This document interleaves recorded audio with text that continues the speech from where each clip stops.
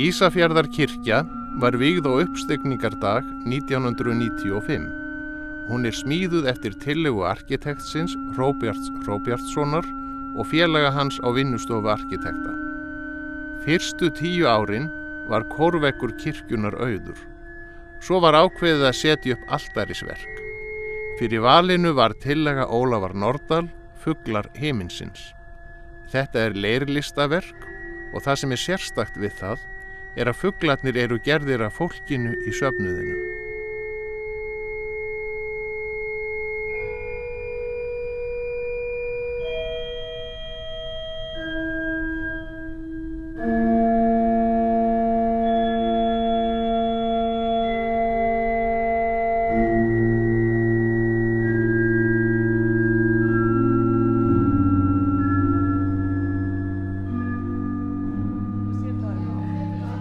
Haldnar voru opnar vinnustofur í Vestrahúsinu, þangað sem ungir og aldnir Ísfirðingar gátu komið og mótað sinn fugl úr jarðleir.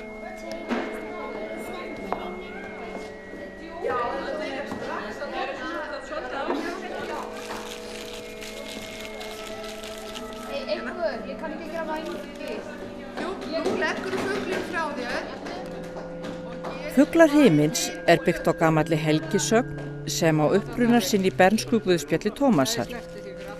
Sagan rataði inn í sagnasjóð ýmissa landa og í okkar íslensku þjóðsögum þá hljóðar hún svo. Einu sinni var Kristur að mynda fugla af leiri með öðrum börnum gyðinga á sabbatsdegi. Þegar börnin höfðu verið að þessari iðju hríð bar þar að einn af Sadúseónum. Hann var aldraður og siðavandur mjög og átaldi börnin fyrir þetta athæfi þeirra á sjálfum sabbatsdeginum. Hann lét sér þó ekki nægja ákúrurnar einar, heldur gekk hann að leirfuglunum og braut þá alla fyrir börnunum. Þegar Kristur sá hvað verða vildi, brá hann hendi sinni yfir allar fuglamyndirnar sem hann hafði búið til og flugu þeir þegar upp lifandi.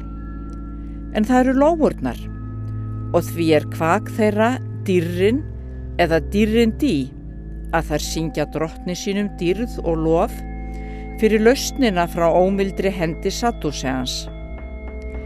Ef maður heyrir til lóunar þetta fyrsta á vorin, dýrrin veit það og gott, en heyrir maður fyrst til hennar og hú mun mótdrægt verða.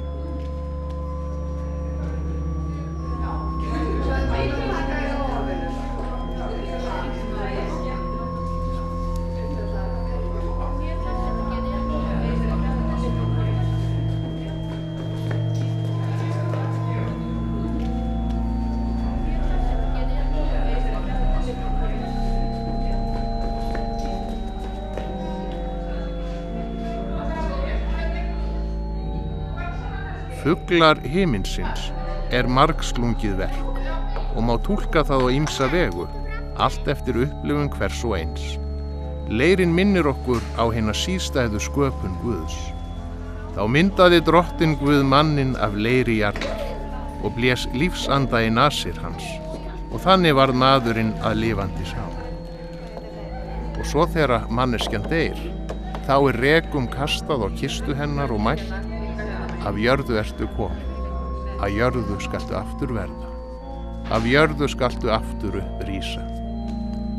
Fyrri hluti þessara kunnu orða vísa til þess sem sagt í Genesis, þegar Guð mælti við Adam: í sveita þíns andlits skaltu neyta brauðs þíns, þangað til þú hverfur aftur til jarðarinnar, því að af henni ert þú tekinn, því að mold ert þú og til moldar skalt þú aftur hverfa. Seinni hluti moldunar orðana vísar aftur á móti til upprisunar. Samkvæmt gamalli þjóðtrú þá gerist það eftir dauðann að sálin skilur við í formi fugls. Verkið Fuglar himinsins getur þannig bæði vísað til sköpunar og endurlausnar, lífs og dauða, náttúrunnar og hins eilífa.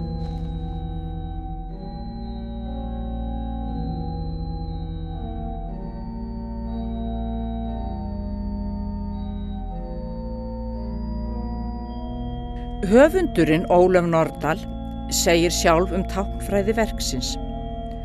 Lóan vissulega ekki viðurkennt kristið tákn af kennimönnum, en hún á sér sérstakan stað í hjarta Íslendinga, nánast helgan. Lóan í íslenskri menningu tákn vonarinnar.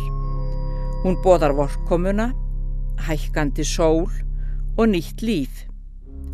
Hún líka tákn trú og trygglyndi, því hún kemur alltaf aftur heim, sama hvernig árar.